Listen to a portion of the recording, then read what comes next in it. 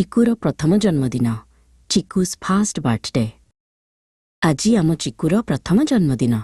ଗୋଟିଏ ବର୍ଷ ତଳେ ସେ ଏହି ଦୁନିଆକୁ ଆସିଥିଲା, ଛୋଟ ଏବଂ ସୁନ୍ଦର।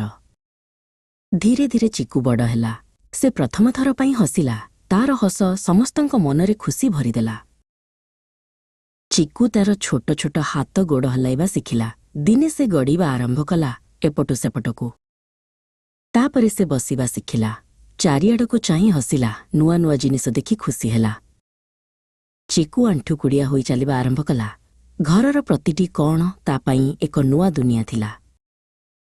ଦିନେ ସେ ଛିଡ଼ା ହେଲା, ତାପରେ ଗୋଟିଏ ପାଦ ଆଉ ଗୋଟିଏ ପାଦ। ଚିକୁ ଚାଲିବା ଶିଖିଲା। ଚିକୁ ଏବେ ବଡ଼ ହୋଇଗଲାଣି। ସେ ତାର ଖେଳନା ସହିତ ଖେଳେ, ବହିର ରଙ୍ଗୀନ ଚିତ୍ର ଦେଖେ ଏବଂ ସବୁକିଛିକୁ ଛୁଇଁବାକୁ ଚେଷ୍ଟା କରେ। ମା ଓ ବାପା ଚିକୁର ପ୍ରଥମ ଜନ୍ମଦିନ ପାଇଁ ପ୍ରସ୍ତୁତି କଲେ। ବେଲୁନ୍, କେକ୍ ଏବଂ ଅନେକ ଉପହାର।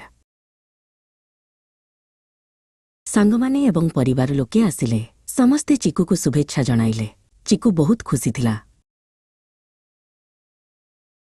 ଏକ ବର୍ଷର ଏହି ଯାତ୍ରା ବହୁତ ସୁନ୍ଦର ଥିଲା। ଚିକୁ ଆମ ଜୀବନରେ ଖୁସି ଭରି ଦେଇଛି। ଶୁଭ ଜନ୍ମଦିନ ଆମ ପ୍ରିୟ ଚିକୁ।